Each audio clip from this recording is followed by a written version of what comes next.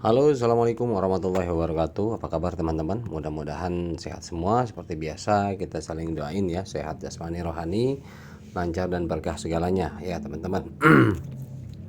Baik, sudah dua video saya upload, part 1, part 2, dan sekarang adalah part 3. Saya melanjutkan pembahasan kita atau sharing kita tentang bagaimana cara mempelajari dan memahami white paper daripada Pi Network ya teman-teman ya. Kita langsung saja teman-teman ya. Oke, ini kemarin kita sudah membahas beberapa penjelasan tentang buku besar ya. Terciptanya buku besar, adanya buku besar, alasannya, fungsionalnya, ya fungsi daripada buku besar seperti apa. Nah, setelah kita sama-sama memahami dan mempelajari bahwa oh ternyata buku besar seperti itu ya, yang ada di blockchain seperti itu buku besarnya ya. Jadi keamanannya ya yang didistribusikan, kemudian kontrak pintarnya dan lain sebagainya teman-teman. Nah, untuk kali ini kita lanjutkan ke problem, yaitu masalah. Ya, apa sebetulnya masalahnya? Masalahnya salah satu selain daripada masalah bagaimana untuk eh, kelanjutan atau daripada pengisian buku besar kemarin sudah saya dibahas ya untuk part 2. Kemudian sekarang adalah masalahnya sentralisasi kekuasaan. Ya, nah ini jadi terlalu banyaknya kekuasaan daripada perputaran ekonomi terlebih keuangan digital itu tersentralisasi, terpusat kepada apa? Kepada hanya beberapa segelintir orang saja di dunia ini. Nah, kekuasaan dan uang ya tentunya dan uang. Nah, karena cryptocurrency ini kan kalau yang sudah masuk exchanger atau bursa kripto tentunya adalah ada perputaran uang fiat juga di dalamnya. Artinya kenapa? Perputaran uang itu dikuasai dengan beberapa individu saja. Tidak sampai ke masyarakat umum. Artinya hanya orang-orang yang paham, hanya orang-orang yang posisinya bukan bukan orang biasa ya, artinya seperti itu. Jadi hanya terbatas.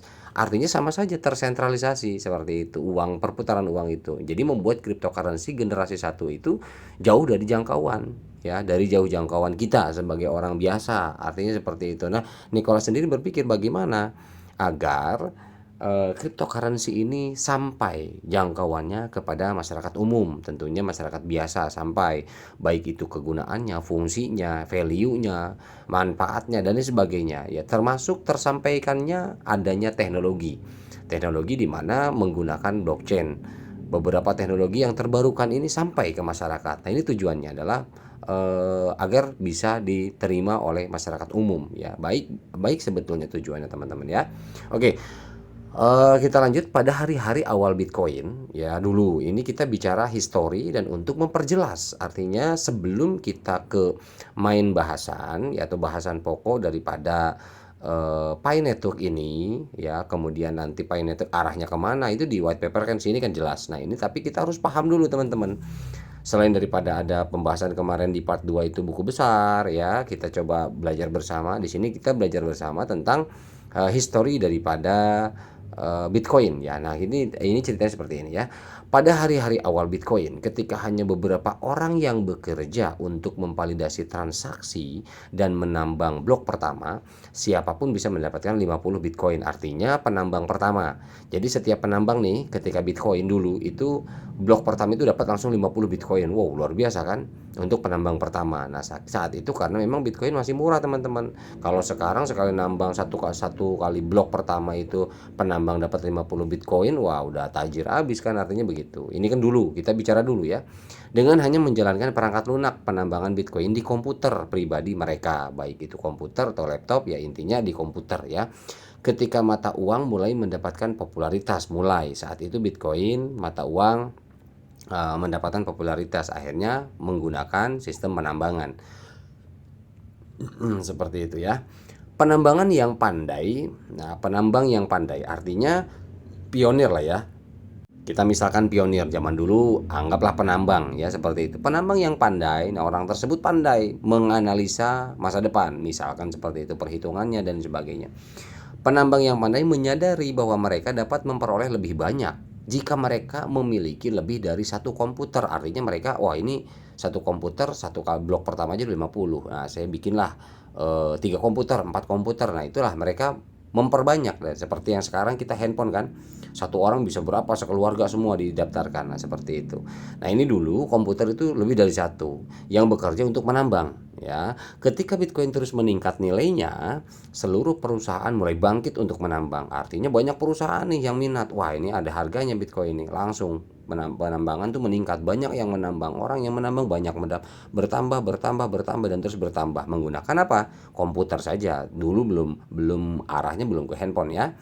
Perusahaan-perusahaan ini mengembangkan chip khusus ASIC, ya, ASIC, ya, dan membangun server besar menggunakan chip ASIC ini untuk menambang Bitcoin. Ya, dulu ada chip khusus, ya, untuk menambang bagaimana untuk mendapatkan Bitcoin.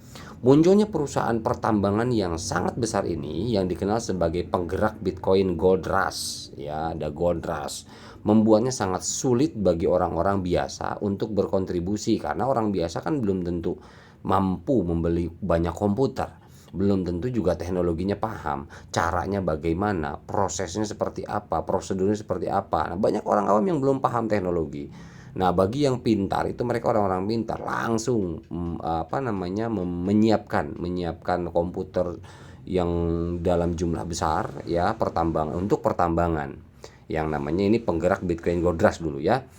Nah, sehingga membuat sulit bagi orang-orang biasa, ya, untuk berkontribusi pada jaringan yang mendapatkan imbalan tadi, penambangan tadi sulit. Jadi hanya orang-orang yang paham saja, segelintir orang saja. Upaya mereka juga mulai mengkonsumsi energi, karena semakin besar energi yang digunakan, karena satu unit komputer kan berapa watt misalkan, seperti itu. Coba kalau menggunakan 10 komputer, lumayan kan. Komputasi dalam jumlah yang semakin besar tentunya, ya, berkontribusi pada meningkatnya masalah lingkungan di seluruh dunia. Artinya kontribusi daripada penambangan itu di seluruh dunia mulai, ya, meningkatnya masalah lingkungan di seluruh dunia karena pengaruh kepada polusi. Artinya penambang di seluruh dunia itu menggunakan berlomba-lomba semakin memperbesar daripada perangkat untuk penambangnya, dan itu mengonsumsi daya atau energi yang besar, ya, itu mengganggu, jadi masalah, ya. Nah, makanya kan dulu sempat diisukan bahwa itu mempengaruhi ozon karena semakin besar dan banyaknya menggunakan komputer, ya, unit-unit komputer, makanya penambangan kan sampai berapa hektar itu menggunakan CPU berjejer kan, seperti itu, layaknya seperti rumah server. Itu banyak sekali, semua bising sekali tentunya, ya, karena di sana ada pen juga, ya, kemudian PGA, CPU dan lain sebagainya. Mesin komputer lengkap berderet semua digabung dalam satu akun misalkan, seperti itu. Nah, itu adalah berpengaruh kepada iklim, ya, berpengaruh kepada lapisan ozon. Makanya heboh dulu karena energi ini udah menyerap energi tapi berbahaya juga. Nah, kemudian penambang Bitcoin dan kebangkitan selanjutnya dari peternakan penambangan Bitcoin dengan cepat menghasilkan sentralisasi besar-besaran kekuatan produksi dan kekayaan dalam jaringan Bitcoin, ya, dulu, ya. Jadi besar-besaran karena dilihat peluang Bitcoin ini untuk aset, ya, mata uang digital masa depannya luar biasa, ya, saat itu diprediksi seperti itu. Makanya besar-besaran dijadikan sebuah sentralisasi kekuatan produksinya. Nah, untuk memberikan beberapa konteks, 87% dari semua Bitcoin sekarang dimiliki oleh 1% dari jaringan mereka. Dan awalnya 87% karena problemnya adalah tadi, jadi biaya yang sangat besar, ya, produksinya itu luar biasa. Jadi dari 87% itu akhirnya hanya 1% yang bertahan untuk menambang Bitcoin karena udah energi yang boros, ya, kemudian mengganggu iklim atau cuaca juga, ya, lapisan ozon terganggu karena terlalu besarnya daripada energi yang dihasilkan, mengganggu juga ke cuaca, ya, artinya seperti itu. Kemudian sisanya 1% gitu loh di jaringan Bitcoin itu. Banyak dari koin ini yang ditambang secara virtual gratis di hari-hari awal mereka, ya, di hari-hari awal seperti kita sekarang kan gratis, ya, di hari-hari awal itu gratis.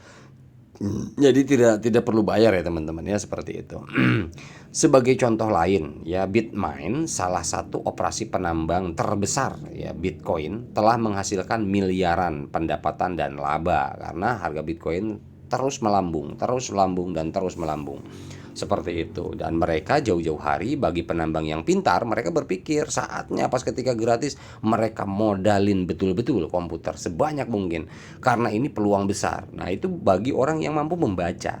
Nah, sekarang kembali ke kita. Ini adalah white paper daripada Pi Network yang sudah membaca history, yang sudah membaca fakta, ya, history tapi fakta daripada Bitcoin, ya, bahwa ini betul adanya, ya. Jadi dulu itu seperti itu. Makanya ini diuraikan di white papernya Pi Network. Jadi gratis di awal. Jadi orang yang memiliki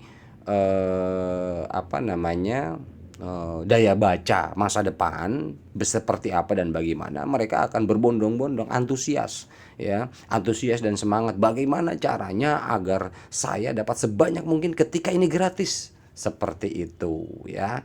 Ketika ini gratis. Namun mungkin ya dulu juga sama, memang pro kontra, banyak yang bilang halu, banyak yang bilang nggak waras, nggak mungkin terjadi dan lain sebagainya. Itu banyak sekali. 2009, saya masih ingat 2009. Jangan bicara orang dulu, saya pribadi teman-teman, saya pribadi dulu Bitcoin harga Rp500, itu saya ditawarkan dengan rekan saya. Ingat saya Bu Vivi, ya, kalau menonton ini ya nggak tahu, tapi ya kayaknya sih nggak. Dulu dia memang dari dulu pemain Bitcoin, ya, cryptocurrency. Dia dokter gigi juga di Jakarta Selatan. Memanggil saya dan memperkenalkan Bitcoin, bla bla bla bla bla, dijelaskan dan lain sebagainya. Namun dulu ketika 2009 dulu sudah mulai ada jalur investasi, jalurnya kita membeli aset, ya.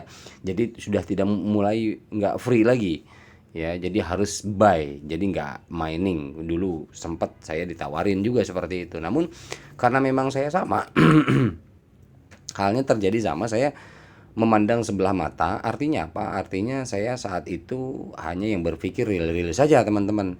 Itu halu, itu nggak jelas, nggak mungkin lah akan ada value masa depan. Untuk transaksinya juga nanti akan bentrok dengan perbankan dan lain sebagainya. Itu dulu saya berpikir seperti itu, teman-teman. Nah, namun ternyata 5 tahun kemudian, ya, 5 tahun, 10 tahun kemudian, saya sampai saat ini ya masih terngiang saja. Sangat disayangkan. Dulu saya berpola pikir salah, gitu loh, teman-teman. Ya, itu adalah histori saya pribadi, bahwa penyesalan ya tidak datang di awal, tentunya sudah pasti itu rumusnya begitu, ya, teman-teman, ya. Oke. Oke lah, itu history pribadi, next lah, ya. Artinya saya sudah mengalami seperti itu.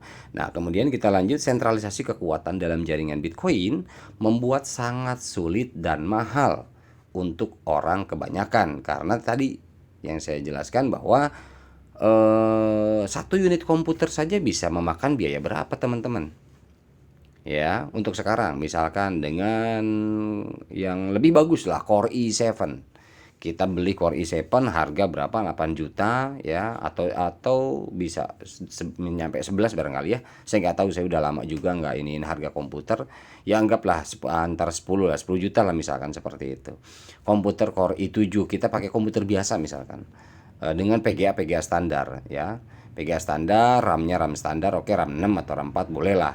Seperti itu. Kita lakukan penambangan Bitcoin dan itu pun segitu masih belum betul-betul maksimum hasilnya, kurang bagus, ya. Itu sudah menelan biaya segitu, apalagi kalau memang menggunakan mesin yang terbarukan. RIG ini kan memang desain untuk khusus penambang, ya, dimana si CPU-nya ini didesain bagaimana agar penambangannya lebih cepat dan lebih mampu mendapatkan hash rate atau kecepatan yang lebih bagus, seperti itu. Dan harganya 40 juta, 70 juta itu, teman-teman, ya. Nah, jadi sentralisasi kekuatan dalam jaringan Bitcoin mempunyai sangat sulit dan mahal untuk orang kebanyakan. Seperti itu tadi. Jika Anda ingin memperoleh Bitcoin, opsi termudah Anda adalah, nah, ini untuk mendapatkan Bitcoin, termudahnya adalah menambang sendiri. Ya, jadi cukup sambungkan perangkat keras khusus. Jadi perangkat keras itu adalah komputer atau laptop atau apa. Inilah rig di Amazon jika Anda tertarik. Ada dikasih tahu ini di white papernya Pi Network loh, teman-teman, ya. Saya ingatkan lagi, ini tulisan ini, penjelasan ini di white papernya Pi Network. Dia menceritakan history dulu.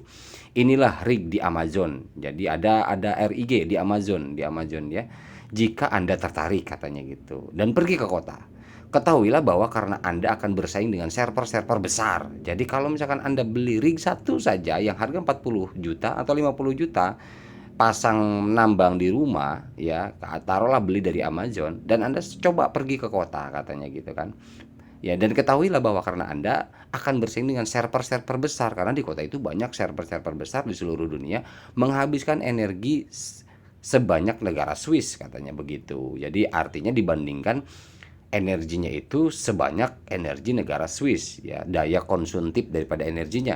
Anda tidak akan dapat menambang banyak kata kalau cuma satu rig doang ya.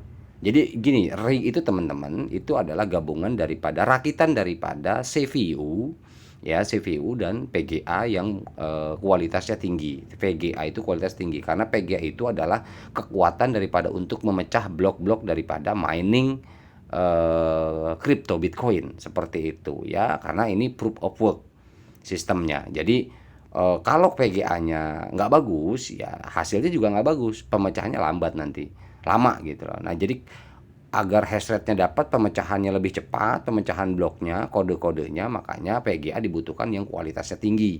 Nah, ketika PGA kualitas tinggi, otomatis power supply-nya juga harus bagus, power supply daripada CPU dan lain sebagainya. Itu untuk IT teknis lah ya, saya nggak perlu detail juga, tapi yang pasti seperti itu adanya teman-teman ya. Oke, kita lanjut. Beli Bitcoin di bursa. Ya, beli Bitcoin di bursa yang kedua. Tadi nambang sendiri dan itu tidak akan mendapatkan penambangan yang banyak katanya gitu loh ya. Ini satu. Oke, yang kedua, beli ketika kita punya modal, beli Bitcoin di bursa. Nah mau itu melalui exchanger atau di bursa efek mungkin atau di mana seperti itu ya. Nah hari ini Anda dapat membeli Bitcoin dengan harga satuan 3.500 per koin ya, 3.500 per koin pada saat penulisan white paper ini. Artinya harganya 3.500 per koin untuk Bitcoin ya.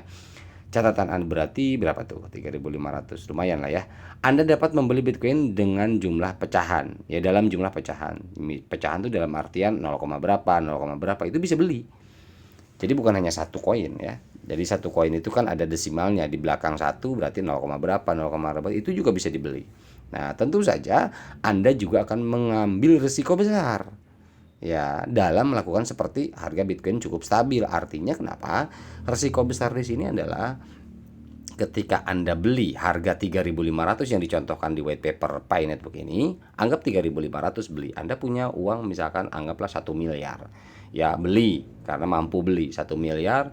Tunggu, dan ini risiko besarnya adalah ketika Bitcoin itu turun harganya, apa yang akan terjadi? Anda akan mengalami kerugian.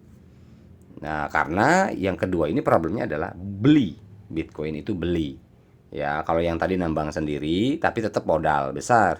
Karena perangkat kerasnya ini atau unit komputernya ini mahal, ya. Kemudian yang kedua juga membeli koinnya itu langsung tanpa perlu menambang, kita langsung beli jadi. Nah, tetapi resikonya tinggi, ketika harga turun repot, kita rugi. Kecuali naik ya, seperti itu. Oke. Bitcoin adalah yang pertama menunjukkan bagaimana cryptocurrency dapat mengganggu model keuangan saat ini. Ya. Jadi di sini dijelaskan Bitcoin itu adalah yang pertama kali menunjukkan bagaimana sebuah kripto itu dapat mengganggu model keuangan yang saat ini kita pakai, baik itu dengan perbankan atau apapun segala macam ya. Artinya bisa dikatakan mengganggu. Bitcoin lah yang pertama memberi orang kemampuan untuk melakukan transaksi ya tanpa melibatkan pihak ketiga. Nah ini jadi dengan adanya memberi kemampuan terhadap orang ya, biar transaksi itu tidak melibatkan perbankan, akhirnya ya terganggu kan, sirkulasi daripada perbankan terganggu. Nah ini di Pi Network ini dibahas ya. Peningkatan dalam kebebasan, fleksibilitas, dan privacy itu terus mendorong langkah tak terhindarkan menuju mata uang digital sebagai norma baru ya. Jadi meningkat terus kebebasan, fleksibilitas daripada privacy terus itu didorong terus banyak di negara manapun. Digitalisasi terus digital aja, keuangan sampai digital, keuangan digital seperti itu. Sampai saat ini adalah informasinya bahwa Cina dan Amerika sudah mempersiapkan kalau untuk Amerika itu kan ada namanya apa tuh, Libra ya, Libra yang diusung oleh adanya, apa namanya, timnya Meta. Timnya Meta itu Facebook ya, IG, Instagram, itu dia Meta, teknologi Meta. Jadi Libra yang akan dikukuhkan di Amerika. Nah, ini lagi masih dalam pembahasan teman-teman. Per hari ini masih dalam pembahasan di Amerika sana. Namun ternyata di Cina sudah siap ya, sudah siap, entah berapa lama prosesnya, tapi yang pasti sudah siap meluncurkan yang namanya CBDC apa ya kalau nggak salah, lupa saya. Itu mata uang ya, mata uang digital yang diciptakan oleh China yang menggunakan teknologi blockchain. Termasuk juga informasinya Indonesia sudah menyusun dan sedang menyusun, entah rampung atau belum, sedang menyusun white paper.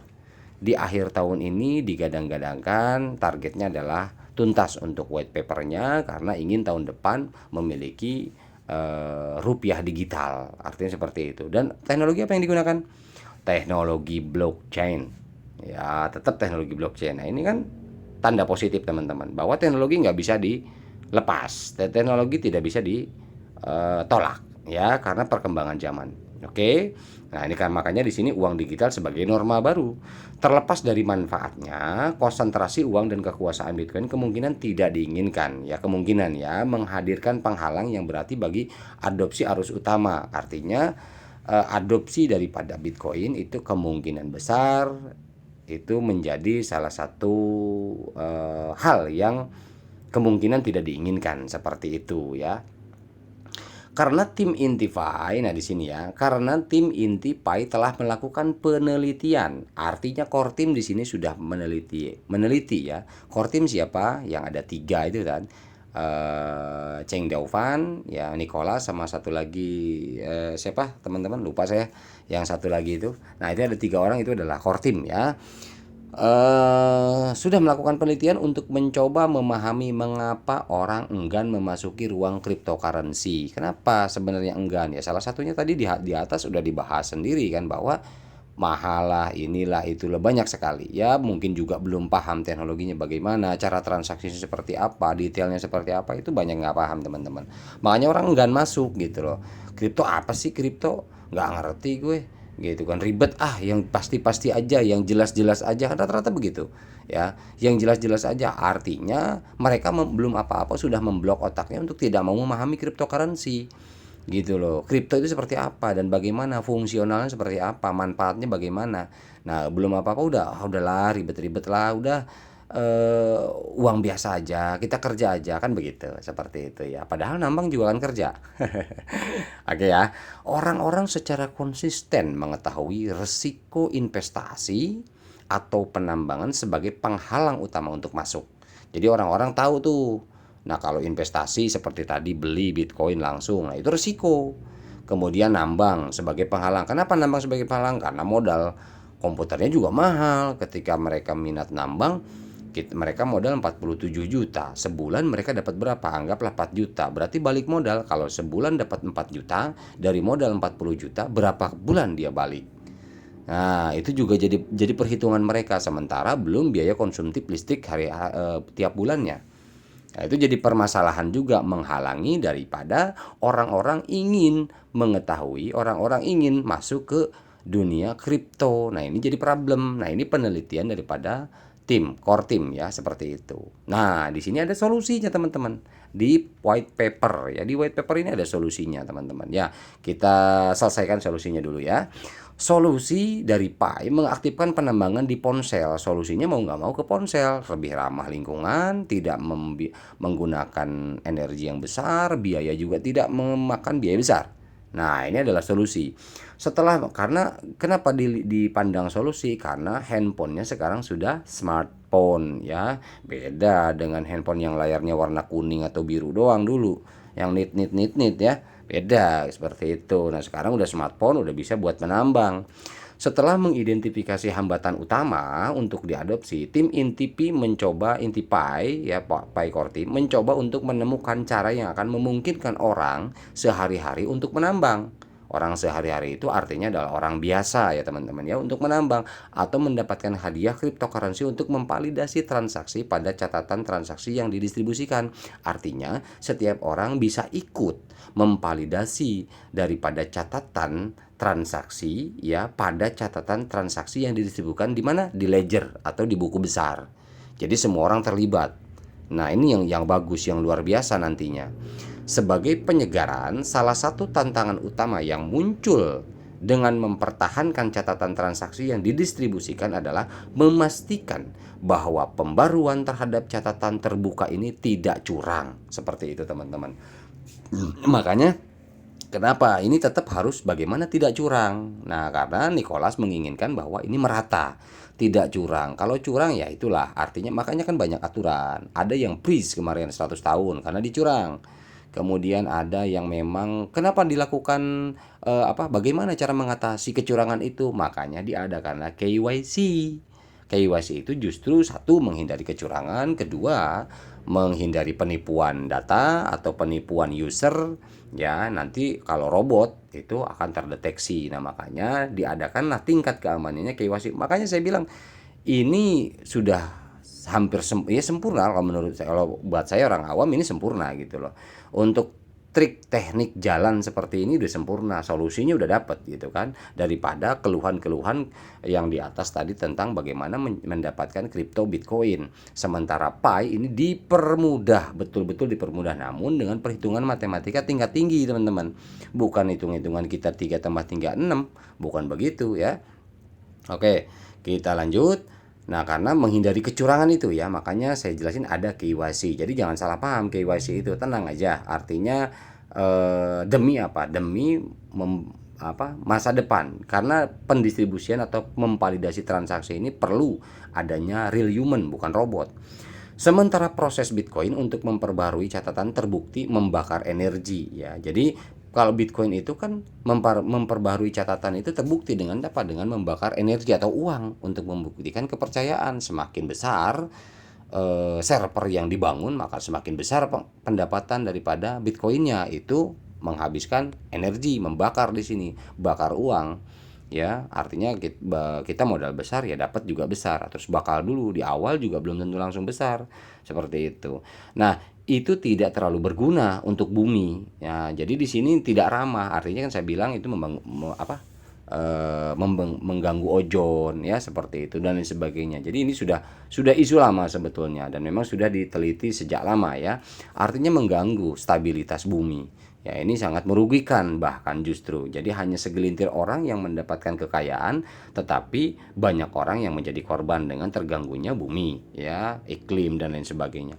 Untuk Pi, kami memperkenalkan masyarakat desain tambahan menggunakan algoritma konsensus yang juga sangat ramah pengguna dan idealnya memungkinkan penambangan di komputer pribadi dan ponsel. Artinya adalah di sini algoritma konsensus ya. Menggunakan algoritma konsensus ini kan sudah saya informasikan sebelumnya bahwa real konsensus kita melalui melalui barter, melalui enclosed mainnet ya. Kita transaksi, dibukalah yang namanya marketplace, dilengkapi dengan beberapa dan banyak utilitas yang sudah dipersiapkan. Artinya kita tinggal ikut saja di pencatatannya ledger ini, kita tinggal ikut saja algoritma konsensusnya. Ini yang realnya. Yang non realnya, yang masih sifatnya digital adalah ada yang namanya konsensus stellar protokol ya, atau CSP seperti itu. Nah, ini untuk realnya juga dibutuhkan agar lebih power dan lebih kuat lagi penentu daripada value Pi network teman-teman. Nah, ini penambangan sampailah ke ponsel kita dan kita menambang dengan indah ya. Dalam membandingkan algoritma konsensus yang ada, proses yang mencatat transaksi menjadi buku besar yang distribusikan. Ya, Stellar Consensus Protocol yang saya barusan bilang muncul sebagai kandidat utama untuk memungkinkan penambangan yang mudah digunakan dan ramah pengguna. Artinya kita masuk di CSP ini, teman-teman. Terlebih ketika adanya nanti real transaksi di ekosistemnya Pi Network, itu akan masuk di CSP ini, Stellar Consensus Protocol. Ya, konsensus protokol artinya konsensus secara human ya, di luar stellar consensus protocol secara human ya, kita memang real transaksi di barter. Dan kemarin ada informasi konsensus verbal ya, saya mengatakannya di sini konsensus verbal ya, ketemu perwakilan dari beberapa negara dan informasinya yang saya dapat seperti itu ya, dan akhirnya sepakat untuk kita angkat ya, artinya angkat ya, saya bahasanya saya angkat ke permukaan nilainya 314.000. Nah, adapun nanti hasil kepastian itu belum tentu di situ teman-teman ya, itu kan hanya konsensus verbal pertemuan daripada beberapa perwakilan di tiap negara yang mau menjadi salah satu moderator perwakilan dari tiap negara seperti itu ya. Tapi ada yang mengatakan beberapa itu nggak ada sebetulnya, itu segala macam ya, entah, saya juga artinya kan saya nggak sebagai eksekutor daripada pertemuan itu, saya juga nggak terlibat juga ya, tapi informasi yang dulu di awal didapat seperti itu. Adapun yang mengatakan itu tidak ada, mungkin hanya untuk menahan saja biar nggak terlalu rame dan heboh, karena teman-teman ya, kita berbicara masalah value yang akhirnya menjadi debat teman-teman ya, itu nggak bagus. Buat apa, kita ini kan belum pasti ya, anggap aja seperti itu, belum pasti, walaupun kita dalam hati kita tanamkan mudah-mudahan apa yang digadang-gadangkan itu terjadi, tetapi tidak serta-merta kita terlalu euforia, akhirnya lebay bin alay kalau anak muda seperti itu ya. Jadi belum apa-apa udah sombong, wah gue bakalan beli ini, gue bakalan ini, itu kan waduh, memancing orang yang mengatakan bahwa lu kapan mulai halunya ya, kan gitu, seperti itu. Jadi ya sudahlah, kita untuk masalah konsensus verbal ya kemarin yang 314 kita tahan dulu, kita simpen di dalam pikiran dan hati kita, udah gitu aja. Nah kemudian kita yang penting proseduralnya kita memahami secara menyeluruh teman-teman ya, terutama white paper ini lebih penting ya. Oke, stellar konsensus itu muncul sebagai kandidat utama ya. Yang pertama kali itu ini konsensus ya. Jadi memungkinkan kita terlibat di dalamnya ya. Stellar Consensus Protocol atau CSP dirancang oleh David Mazières ya, seorang profesor ilmu komputer di Stanford yang juga menjabat sebagai kepala ilmuwan di Stellar Development Foundation. Artinya satu kampus dengan Nicholas ya, seperti itu. Stanford juga. SCP menggunakan atau Stellar Consensus Protocol menggunakan mekanisme baru yang disebut apa? Federated Byzantine ya, Byzantine Agreement atau persetujuan federal Bizantin, untuk memastikan bahwa pembaruan pada buku besar atau ledger yang didistribusikan akurat. Seperti itu. Akurat itu dari mana? Adanya real transaction, itu lebih akurat lagi. Jadi sudah tidak bisa ditolak, sudah tidak bisa dipungkiri, sudah tidak bisa apa, karena sebelum aplikasi marketplace launching pun peer to peer sudah terjadi. Itulah teman-teman. Makanya ketika orang bilang nggak ada harganya terus seperti itu, halu-halu lah. Kalau paham teknologi dan aturan mainnya, itu justru lucu, berarti dia nggak paham, karena transaksi peer to peer sudah banyak terjadi, buku besar sudah mulai terisi teman-teman. Jadi nggak mungkin Picoin tidak memiliki nilai, hanya saja ditahan dengan core team. Sekarang itu kenapa core team tahan? Karena masih tersentralisasi. Core team masih punya power, masih megang, masih mengendalikan untuk apa? Untuk hasil yang lebih baik. Jadi ketika nanti sudah saatnya terlepas, yang disebut desentralisasi, itulah yang disebut mainnet. Gitu ya. Jadi Stellar Consensus Protocol juga dikerahkan dalam praktik melalui Stellar Chain blockchain yang telah dioperasikan sejak 2015 ya. Jadi luar biasa teman-teman. Ini waduh, saya pribadi sih ya, ketika memahami ini kadang-kadang ya hanya menahan sajalah, menahan euforia ya, menahan menahan antusias atau semangat yang luar biasa agar tidak terlalu alay lah. Alay dan lebay lah ya. Oke, ini nih bawahnya apa nih? Pengantar algoritma konsensus yang disederhanakan. Oke ya, ini karena udah 34, saya pikir 34 menit, saya pikir untuk algoritma konsensus di part selanjutnya ya. pengantar algoritma konsensus yang disederhanakan, karena di sini ada algoritma konsensus daripada SCP ini disederhanakan lagi. Bagaimana? Seperti itu ya. Nah, ini mungkin disederhanakan ini artinya bisa arahnya kemana? Ke peer to peer. Arahnya kemana? Ke ekosistem marketplace. Nah, itu adalah salah satu real transaksi yang bisa betul-betul real menopang daripada SCP ya teman-teman ya. Oke, sampai sini dulu, mudah-mudahan ini bermanfaat teman-teman ya. Ini David Measures ini profesor juga ya, profesor daripada pencipta Stellar Consensus Protocol SCP. Jadi waduh, ngeri lah teman-teman, bukan orang-orang biasa ya di sana yang menciptakan Pi Network, itu bukan orang-orang biasa teman-teman. Jadi bagi yang tidak meyakini atau mempercayai, silahkan. Jadi sama seperti saya tahun 2009, hanya bisa menyinyirin, hanya bisa mencemooh karena Bitcoin tidak mungkin. Nah, itu saya dulu, itu saya. Jadi ya penyesalan saat inilah, artinya saya menolak teknologi dulu. Ya, oke, itu aja. Mudah-mudahan bermanfaat. Mohon maaf yang sebesar-besarnya jika ada salah-salah kata, harap dimaklum. Saya manusia biasa, kita hanya sharing teman-teman ya. Jika memang dirasa penyampaian ada yang keliru, ada yang kurang ini, silahkan di kolom komentar perbaiki ya.